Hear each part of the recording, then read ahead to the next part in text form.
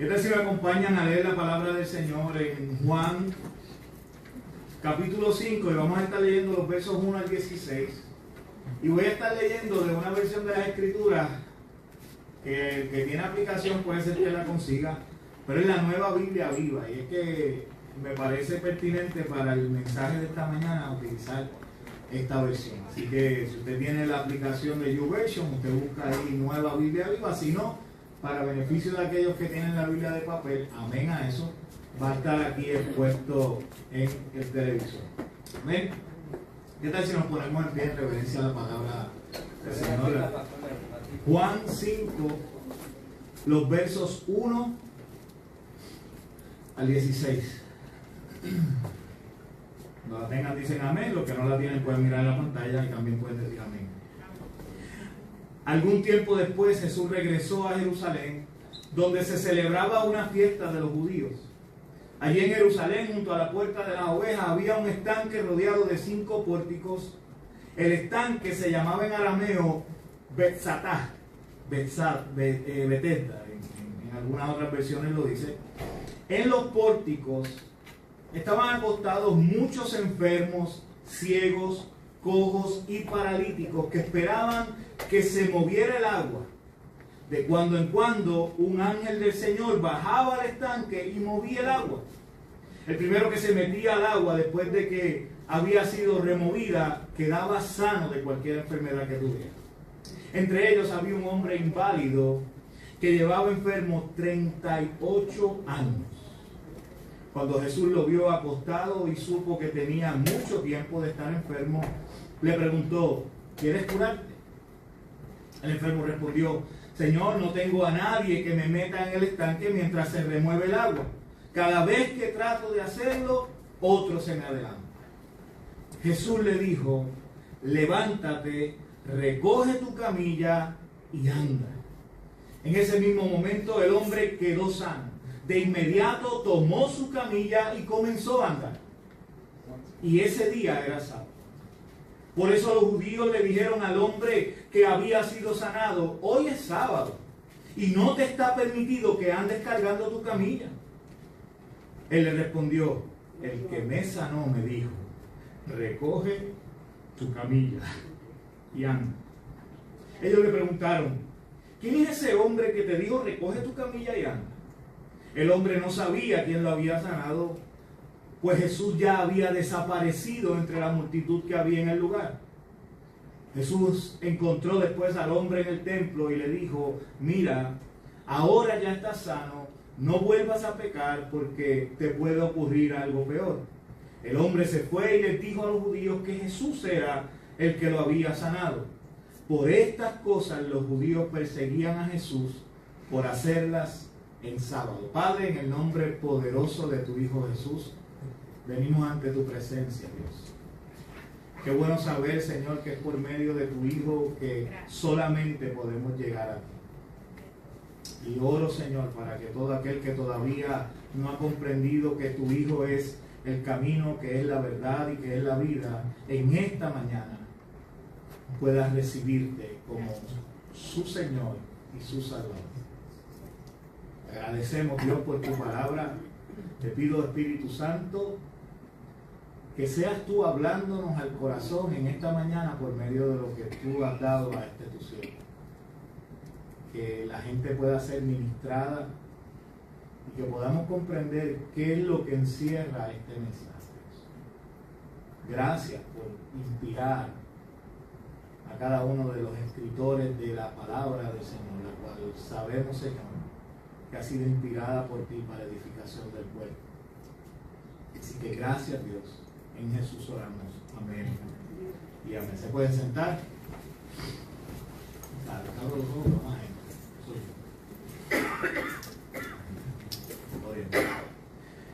Jesús vuelve a Jerusalén.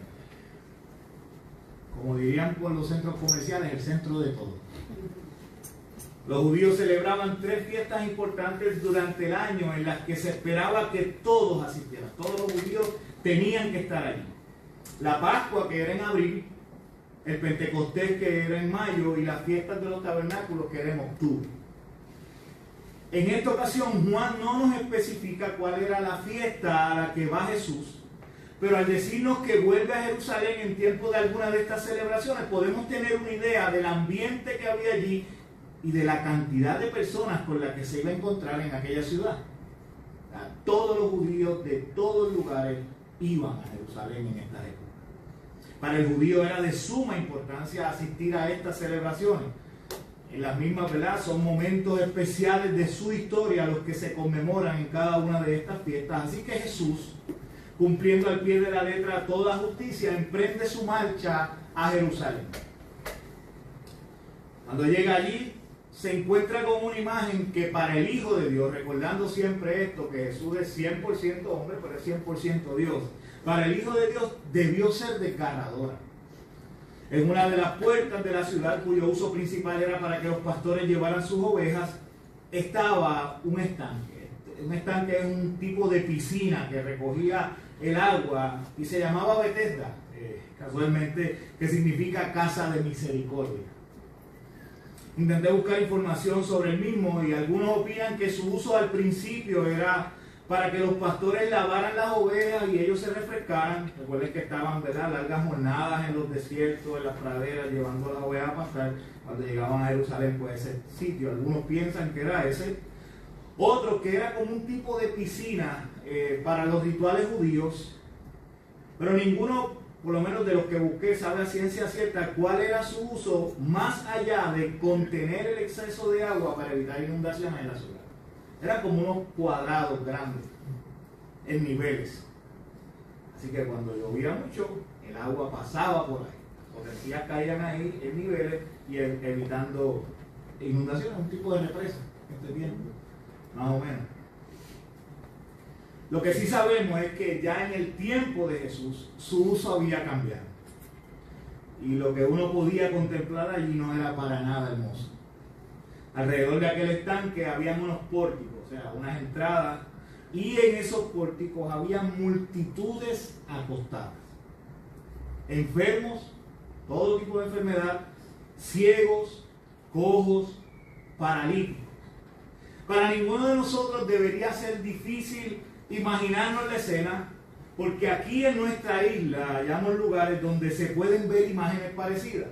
Yo no sé cuántos transitan por la 65 Infantería y pasan por debajo del puente del expreso, del conocido expreso de Trujillo Alto, y allí usted va a ver una imagen así: adictos y deambulantes con diferentes condiciones debajo de puentes, reunidos allí, viviendo en comunidad, porque su familia los desecharon o porque así lo han querido. El vicio los lleva a eso, adicciones los llevan a eso. Cuando mi esposo y yo estuvimos en Los Ángeles, en California, lejos de lo que mucha gente decía, tienes que ir a Hollywood porque eso es... Sí, eso es. Es una imagen terrible. Usted ve carreteras como la Ruta 66, llenas de carpas de gente viviendo. Toldos, carpas, lo que se puedan imaginar ahí. Pero les estoy hablando grandes distancias de carretera, y esa es la entrada de Los Ángeles, de la gran ciudad donde todo se filma, el paseo de las estrellas, y eso es lo que usted se encuentra cuando llega allí. Así que Jesús lo que se encuentra cuando llega allí era eso. Lo único que hay una gran diferencia: aquellos que estaban allí alrededor del estanque tenían una esperanza. Según Juan nos relata, al parecer, de vez en cuando aquellas aguas eran agitadas, y me parece curioso, no lo escribí, pero quería decírselo porque cuando uno lee la escritura dice que es un ángel el que remueve el agua. Muchos de los estudiosos, ¿verdad?, de los teólogos, dicen que eso se le añade luego a las escrituras para tratar de explicar el por qué se movía el agua. O sea, que no es que literalmente la gente veía, sino que de vez en cuando el agua en esos estanques se remueve. Luego, pues la iglesia, para poder entonces, ¿verdad?, como que explicar esto, añade eso, que era un ángel. Y digo esto, ¿verdad?, pues son datos que yo mismo lo aprendí. Yo dije, wow, interesante. Así que en el principio, lo primero de las escrituras del Evangelio de Juan, lo que dice era que el agua era removida de vez en cuando. Así que Aquellos que, ¿verdad?, rodeaban el estanque estaban esperando allí, porque el primero que se tirara a la piscina, luego de que el agua fuera removida, era sanado de su enfermedad. Así que aquellos estaban en el estanque esperando su milagro.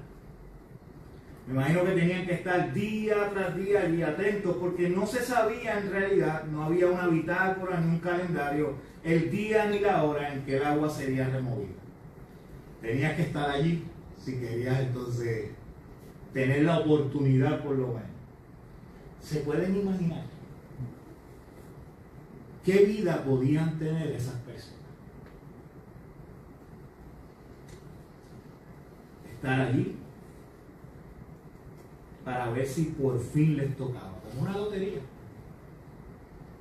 A lo mejor el día que fulano no fue, el ciego no llegó, al otro día cuando llega el muchacho, si ya se movió el agua.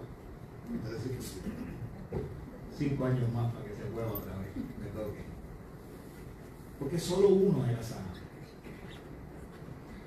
Como si no fuera suficiente con ser ciego, cojo, paralítico o padecer de alguna enfermedad, todas estas personas eran despreciados por los demás por su condición. Porque recuerden que todo aquel que padecía algún tipo de enfermedad o incapacidad era rechazado y juzgado, porque algún pecado tuvo que haber cometido para padecer esa condición. Era lo que pensaban los judíos, los religiosos. Así que estar en aquel estanque esperando su momento era lo único que le brindaba un rayo de esperanza a su ya pobre e insignificante vida. Entre todos los allí acostados esperando, había uno que llamó la atención de Jesús. Llevaba 38 años padeciendo su enfermedad. Esta versión, y por eso la utilicé, a diferencia de las otras usted lee y dice que estaba enfermo hacía 38 años. Esta versión nos dice que era inválido. Al parecer su condición no lo dejaba moverse con la rapidez necesaria, porque es lo que él mismo le dice a Jesús cuando Jesús le pregunta. Él le dice: cuando el agua se mueve no tengo quien me meta en el estanque, o no tengo, ¿verdad?, la rapidez necesaria para llegar. 38 años es toda una vida. ¿Cuántos aquí tienen 38 años o más? No sean 38 años o más, caemos todos. ¿Verdad? Porque no digo 38, bueno, porque me van a decir 20, no he vivido, no, pero ya 38 años ya usted ha vivido bastante. ¿Verdad que sí? Es toda una vida. Si usted a los 38 años no ha tenido un plan estructurado de qué va a hacer en el futuro, se le está haciendo un poquito tarde. Si usted no ha tenido hijos hasta los 38 años, pues ya imagínese que los tenga a los 39 y cuando cumpla 20 usted va a tener el cuarto 60, o 59, 60. Muchachos, que es un parque de pelota. Así que es toda una vida. Y en 38 años uno puede acostumbrarse y hasta sentirse cómodo con cualquiera que sea la condición que nos afecta. Si usted tiene una enfermedad, un padecimiento por 38 años, posiblemente ya le cogió cariño, como dice Magali. Ya usted dice, y ese es el problema. Creo que por eso es que Jesús se fija en aquel hombre. Posiblemente aquel hombre se arrastraba o era llevado por algunos vecinos todos los días hasta el estanque. Los primeros años, al ver que las aguas empezaban a moverse, salía, no digo corriendo porque no podía, pero salía a toda prisa, como fuera posible, con los codos, gateando, buscando que lo llegara para llegar, ¿verdad? Pero venía el ciego, venía el mudo y se le adelantaba. Ya con el pasar de los años, me imagino que el hombre ni se asombraba al ver las aguas moverse, porque ¿para qué? Si otro va a llegar antes que él. Lamentablemente esa es la mentalidad de muchos. ¿Para qué? Aquel hombre posiblemente había perdido toda esperanza. Y no lo culpo. 38 años, día tras día, la misma rutina. Yo me lo imagino, llego a las 6 de la mañana, me acuesto mirando el estanque, se mueve el agua, me comienzo a arrastrar y ¡pum! Llegó otro antes que yo. Después de varios años me quedo mirando el agua, cómo se mueve y cómo otros son sanados. Porque quién sabe, tal vez algún día todos los demás sean sanados y yo esté solo allí, se mueve el agua y pueda llegar. ¿Ah? Sí, llegar primero, porque si eres el único, no hay segundo lugar. Pero en 38 años eso no había pasado. Oigan, 38 años son muchos. Se le fue la vida allí esperando. Ahora bien, como digo una cosa, digo la otra. El tipo es de admirar. Porque seguía allí, esperando. Pero en 38 años, ¿verdad? Estuvo allí, esperando. Lamentablemente la sociedad en la que vivimos hoy carece de lo que este hombre tenía de sobra: paciencia y perseverancia. Nuestra sociedad está acostumbrada a los microondas.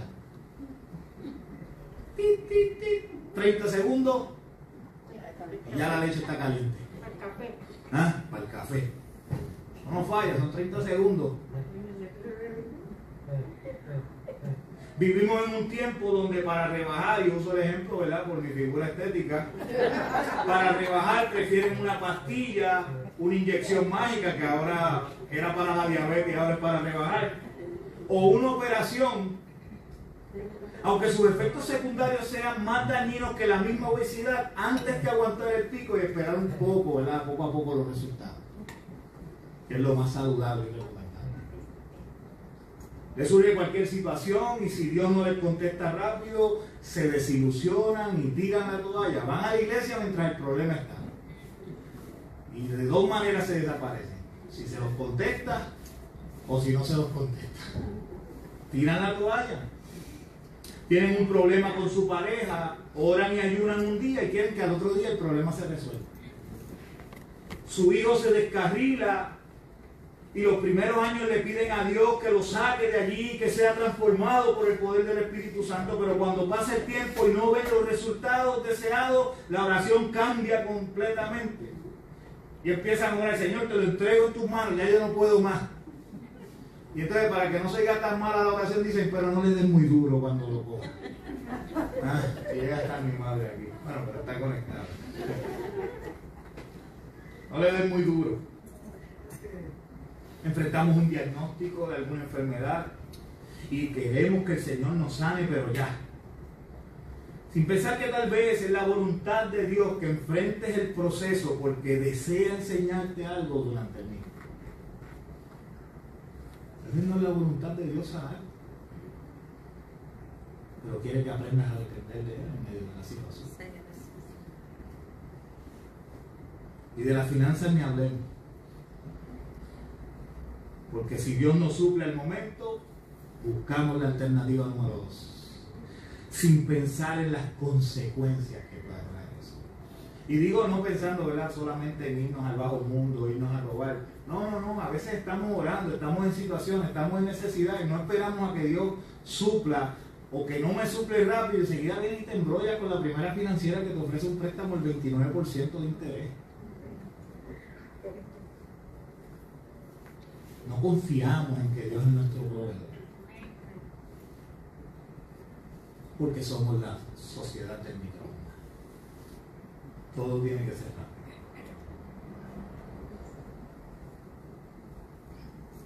38 años postrado en un lecho, recibiendo caridad de algunos y seguramente insultos de muchos. Por el pecador está ahí. Mira cómo te tiene el pecado. Mira cómo el diablo te ha puesto. Porque la gente es cruel cuando se trata de... y rápida para juzgar, ¿cierto? No digo amén. Amén. Pero llegó Jesús. Llegó Jesús. Me parece curiosa la respuesta de un hombre que lleva tantos años esperando un milagro cuando le preguntan si quiere recibirlo. Jesús le pregunta: ¿quieres curarte? Y el enfermo responde, Señor, no tengo a nadie que me meta en el estanque mientras se mueve el agua. Cada vez que trato de hacerlo, otro se me adelanta. ¿Acaso fue eso lo que Jesús le preguntó? Es como si yo estuviera en la luz con un letrero que dijera, no he comido en días, ayúdame. Tú te pararas y me preguntaras, ¿quieres comida? Y yo vengo y te conteste, es que me quedé sin trabajo, no me aprobaron los cupones, los chinos de la esquina no me dejan entrar. Por aquí pasa una iglesia que se llama Alianza Viva y de vez en cuando de almuerzo, pero cuando estoy durmiendo, cuando me despierto ya se han ido, etcétera, etcétera. Sí, por favor. Dame algo de comer, lo que sea. Esa sería la contestación, ¿cierto? ¿Quieres curarte? Sí, por favor. Llevo 38 años aquí. Y ese ha sido el problema de él.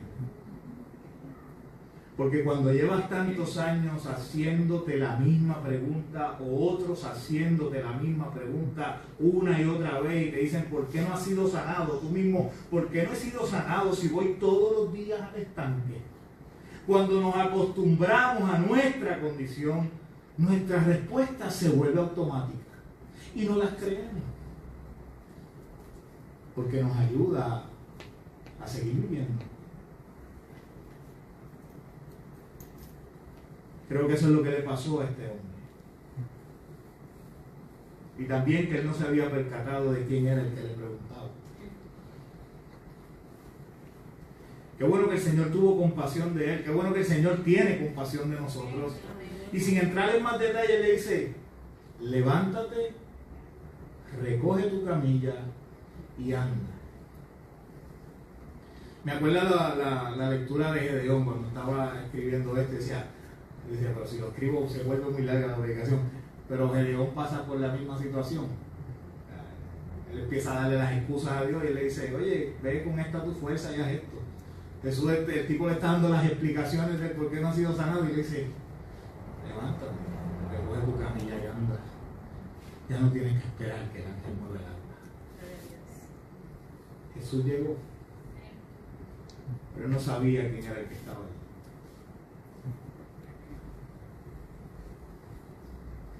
...38 años y solo bastó una corta oración dicha por Jesús para que aquel hombre saliera caminando.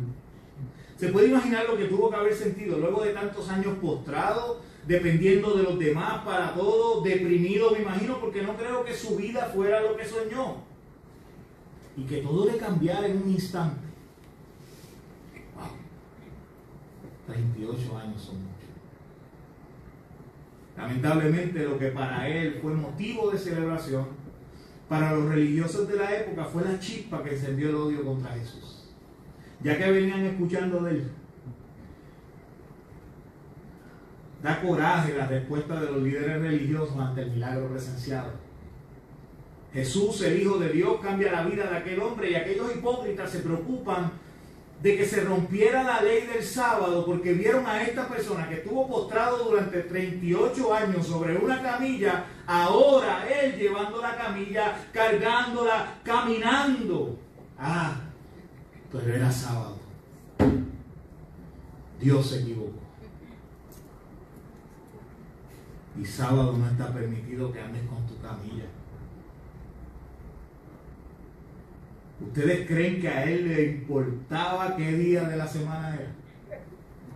Él lo único que le respondió fue, el que me sanó me dijo, como quien dice, tú podrás decir lo que sea, pero el que me sanó me dijo, recoge tu camilla y anda, y eso hago, porque él fue el que me sanó. No ustedes, él fue el que me sanó. Yo me imagino que él, si lo dejaban, seguía por ir para abajo diciéndole, ustedes me han visto aquí 38 años y ni un canto de pan me han dado. Ellos no preguntaron quién fue ese que te sanó. Ellos le preguntaron quién es ese hombre que te dijo recoge tu camilla y anda. Porque no atrevían ni decir eso.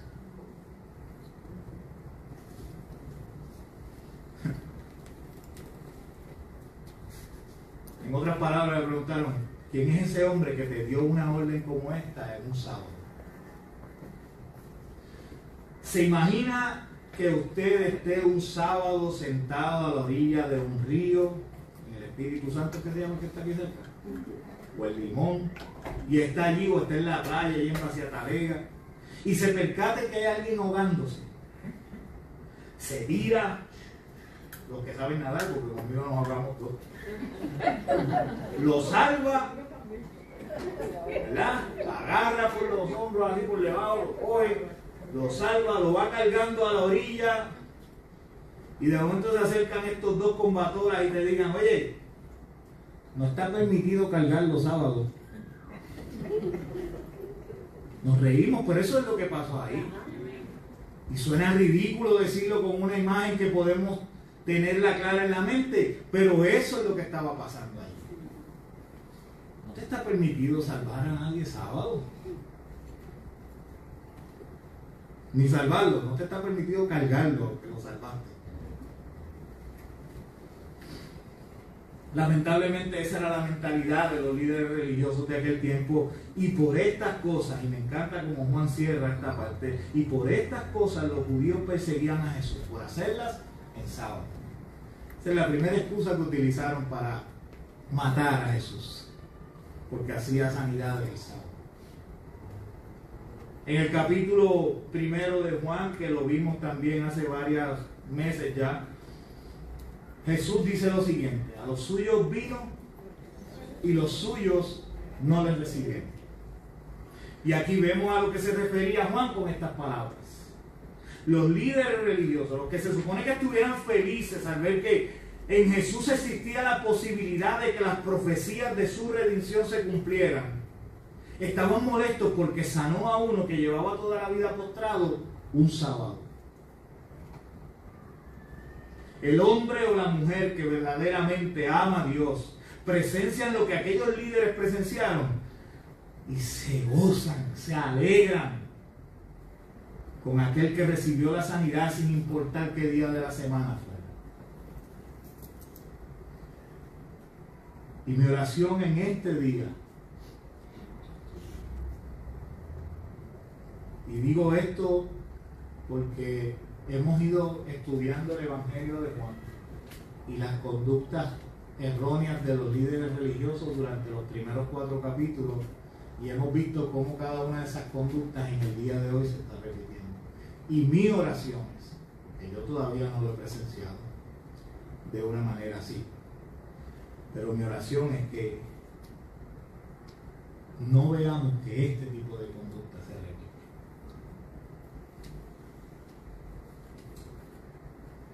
Que no hayan religiosos que busquen pretextos para detener la obra de Dios.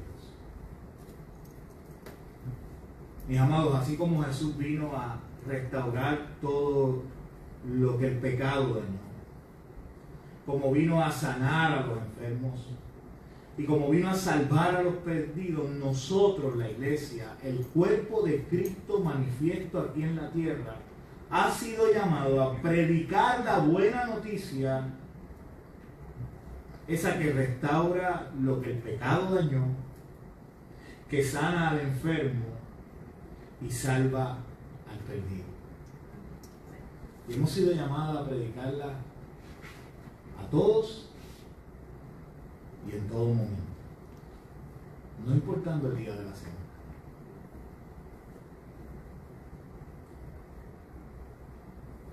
Cuando uno sigue leyendo, más adelante estaremos predicando de esa parte de la discusión en la que entra Jesús y los fariseos. Pero cuando uno lee la historia que leímos, vemos que Jesús más adelante se encuentra nuevamente al hombre que fue sanado en el templo. Y le dice: ya fuiste sanado, ya estás sano, no vuelvas a pecar para que algo peor no te ocurra. Y paso seguido el hombre se fue y le dijo a los judíos que Jesús era el que lo había sanado. Y cuando uno puede decir, pues a lo mejor yo era de los que pensaba, a lo mejor cuando le preguntaron quién te sanó, él sabía que era Jesús, no lo dijo y por eso Jesús le está diciendo esto. No. Cuando vemos que Jesús se le acerca,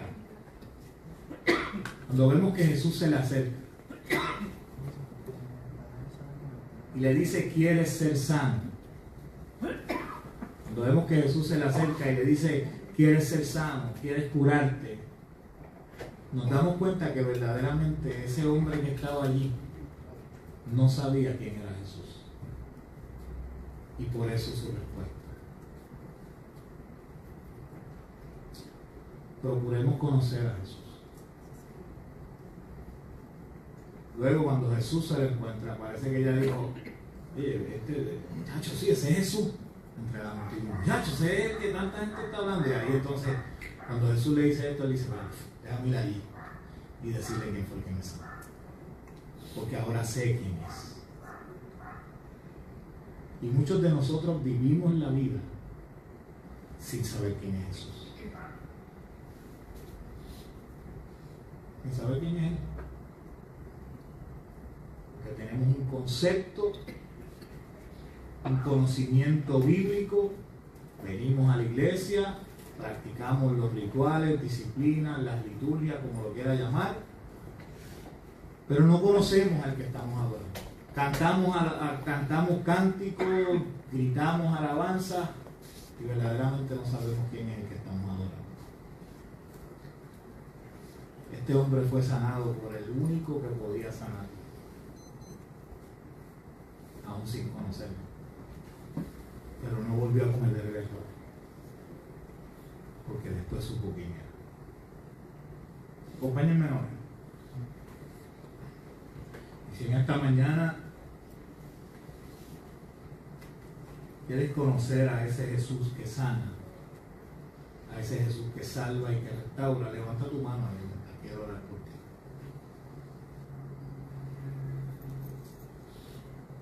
Quiero orar por ti. Esto no se trata de que te pongas a pensar de qué tienes que hacer después de hoy. No.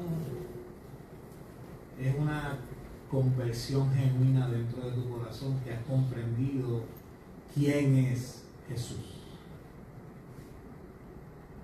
Que tal vez has visto sus manifestaciones en tu vida, dándote salud a ti o a los tuyos, dirigiéndote, bendiciéndote con aquello que le has pedido, pero realmente no has entregado tu corazón porque todavía no le conoces realmente. Y Él quiere que tú tengas una experiencia con Él en esta mañana.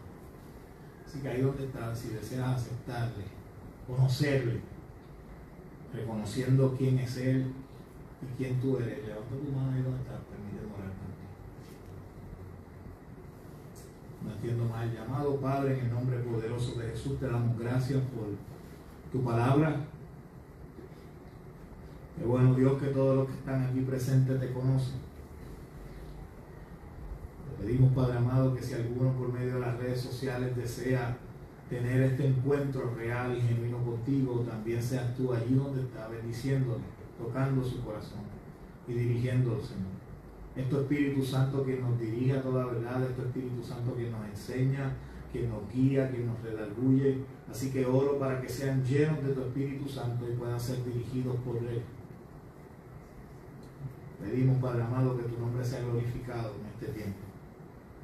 Señor, el tiempo se acerca en el que veremos cómo la iglesia va a tener cada vez más resistencia. Veremos cada vez levantándose falsas doctrinas que parecieran ser el Evangelio, pero es un Evangelio completamente diferente y muchos cayendo como corderitos. Oramos, Dios, para que nos mantengamos firmes, para que nuestros postulados de fe no sean vendidos al mejor postor. Podamos mantenernos, Señor, aún en medio de la persecución, sabiendo que nuestro galardón